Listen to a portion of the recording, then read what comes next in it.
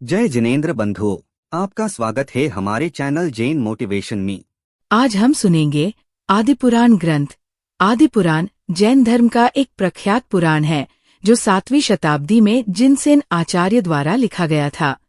इसमें जैन धर्म के प्रथम तीर्थंकर आदिनाथ के 10 जन्मों का वर्णन है। आदिपुराण की इस अद्भुत यात्रा में आज हम प्रवेश कर रहे हैं 5वें अध्याय में।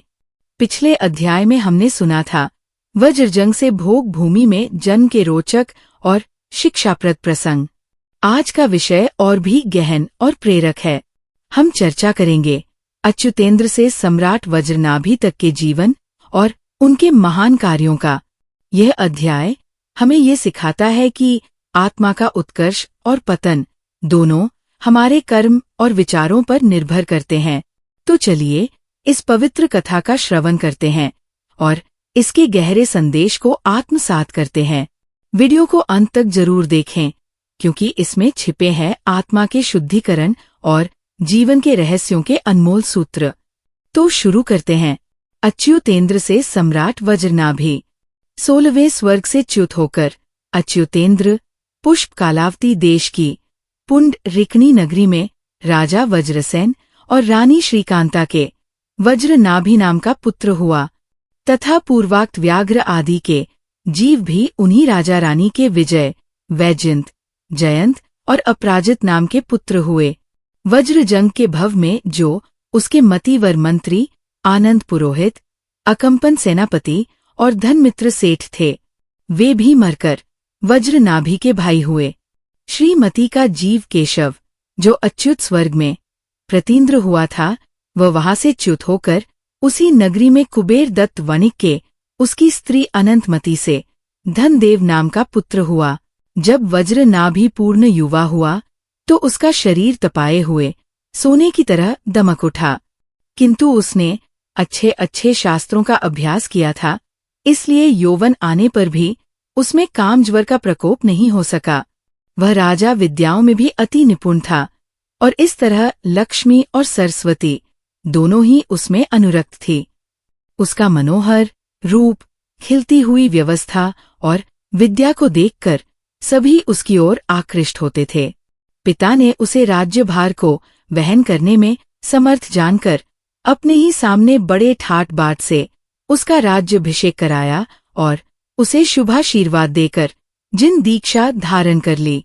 उधर वज्रसेन ने जिन दीक्षा लेकर तीर्थंकर पद प्राप्त किया और इधर उनके पुत्र वज्रनाभि ने चक्ररत्न लेकर चक्रवर्ती पद प्राप्त किया। पिता ने कर्मों की सेना पर विजय पाई तो पुत्र ने शत्रुओं की सेना पर विजय पाई। एक दिन चक्रवर्ती वज्रनाभि अपने पिता वज्रसेन तीर्थंकर के समवसरण में गए। उनके मुख से रत्नपुत्र का स्वरूप जानकर उन्होंने संपूर्ण साम्राज्य को तृण की तरह छोड़ देने का विचार किया और तुरंत ही अपने पुत्र को देकर तीर्थंकर के समीप जिन दीक्षा धारण कर ली। दीक्षा लेने पर वज्रनाभि ने जीवन पर्यंत के लिए हिंसा, झूठ, चोरी, स्त्री सेवन और परिग्रह रूपी 5 पापों का मन, वचन और काय से त्याग किया और उत्कृष्ट तपस्वी होकर एकाकी विहार करने लगे। अपने पिता तीर्थंकर वज्रसेन के पाद मूल में उन्होंने उन 16 कारण भावनाओं का चिंतन, मनन और पालन किया जिनसे तीर्थंकर पद की प्राप्ति होती है। अर्थात मुनिराज वज्रनाभि ने दोष रहित शुद्ध सम्यक दर्शन धारण किया, विनय गुण को अपनाया, शील और व्रतों में कभी भी दूषण नहीं लगाया। वे निरंतर ज्ञानाभ्यास में लगे रहते थे। संसार में उनकी कोई रुचि नहीं थी। अपनी शक्ति को न छिपाकर सदा तपश्चरण करते थे। त्याग की उन्हें प्रिय था। अन्य साधु जनों के आत्मकल्याण में कोई बाधा उपस्थित होने पर उसको दूर करने में सदा तत्पर रहते थे। किसी को रोग आदि हो जाने पर उसकी सेवा शुश्रूषा प्रेम पूर्वक करते थे।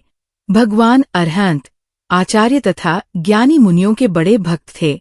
सच्चे शास्त्रों के अनुरागी थे। सामायिक, वंदना, स्तुति, प्रतिक्रमण, प्रत्याख्यान और कायोत्सर्ग, इन 6 आवश्यक कर्तव्यों में कभी भी हानि नहीं आने देते थे। पूर्ण रूप से प्रतिदिन यथासमय इनका पालन करते थे। मोक्ष मार्ग की प्रभावना करते रहते थे और धर्मात्माओं से अत्यंत स्नेह करते थे। इन 16 भावनाओं से उन्होंने तीर्थंकर नामक महापुरुष कर्म का बंध किया और जब आयु का अंत समय आया तो संन्यास धारण करके शरीर और आहार का ममत्व भी छोड़ दिया। वे अपने शरीर की सेवा न तो स्वयं ही करते थे और न किसी दूसरे से ही कराते थे। इससे यद्यपि उनके शरीर में केवल हाड़ और चाम ही शेष रह गया था, फिर भी वे निश्चल चित्त से ध्यानारूढ़ थे। अंत में उन्होंने 11वें गुण स्थान में प्राणों को त्याग कर सर्वार्थ सिद्धि नामक विमान में जन्म लिया। दोस्तों, आदि पुराण की यह कथा हमें कर्मों और भावनाओं की गहराई को समझने का अवसर देती है। हम सम्राट वज्रनाभि के जीवन की उस महत्वपूर्ण यात्रा पर पहुंच चुके हैं जहां उनके कर्म और गुण उन्हें अहमिंद्रा के भाव में लेकर जाते हैं। सम्राट वज्रनाभि एक ऐसे शासक थे जिनका जीवन शक्ति, वैभव और धर्म से परिपूर्ण था। उन्होंने अपनी प्रजा को न्याय और करुणा का मार्ग दिखाया, लेकिन इस संसार में कोई भी आत्मा अपने कर्मों के बंधन से परे नहीं है। सम्राट वज्रनाभि के जीवन में एक समय ऐसा भी आया जब उनकी आध्यात्मिक यात्रा ने नया मोड़ लिया। उनके भीतर धीरे धीरे अहमिंद्रा बनने के भाव जागृत होने लगे। अहमिंद्रा का भाव न केवल सत्ता और वैभव का प्रतीक है, बल्कि यह भी दर्शाता है कि जीवन के हर पहलू में हमारे कर्म हमें किस दिशा में ले जाते हैं। वज्रनाभि के मन में श्रेष्ठता का भाव और उनकी धर्मपरायणता ने उन्हें स्वर्ग के सर्वोच्च स्थान तक पहुंचाया। यहाँ उनके गुण, उनके पुण्य कर्म और उनकी तपस्या का फल उन्हें अहमिंद्रा बनने के रूप में प्राप्त हुआ। यह प्रसंग हमें ये समझाने का प्रयास करता है कि हर कर्म का फल निश्चित है। यदि हम धर्म, दया और करुणा के मार्ग पर चलते हैं तो हमारे भाव हमें आत्मा की उच्चतम स्थिति तक पहुंचा सकते हैं। आइए सम्राट वज्रनाभि के इस प्रेरणादायक प्रसंग को आत्मसात करें और अपने जीवन में धर्म के मार्ग पर चलने का संकल्प लें। आगे के अध्यायों में और भी गूढ़ रहस्यों का उद्घाटन होगा, तो हमारे साथ जुड़े रहिए। अहमिंद्रा, वह सर्वार्थ सिद्धि नामक विमान ऊपर लोक के अंतिम भाग से 12 योजन नीचा है। इसमें जन्म लेने वाले जीवों के सब मनोरथ अनायास ही पूरे हो जाते हैं, इसीलिए इसे सर्वार्थ सिद्धि कहते थे। सर्वार्थ सिद्धि में ऐसा कोई एक इंद्रा नहीं होता जो अन्य देवताओं का स्वामी माना जाता है, बल्कि वहाँ का प्रत्येक देव अपने को इंद्रा के तुल्य मानता है, इसलिए उन्हें अहमिंद्रा कहते हैं। उन अहमिंद्रों में परस्पर न तो ईर्ष्या होती है और न कोई अपनी प्रशंसा तथा दूसरों की निंदा करता है, अतः वे सब परस्पर में बड़े प्रेम से रहते हैं और धर्म गोष्ठियों में अपने समय का सदुपयोग करते हैं।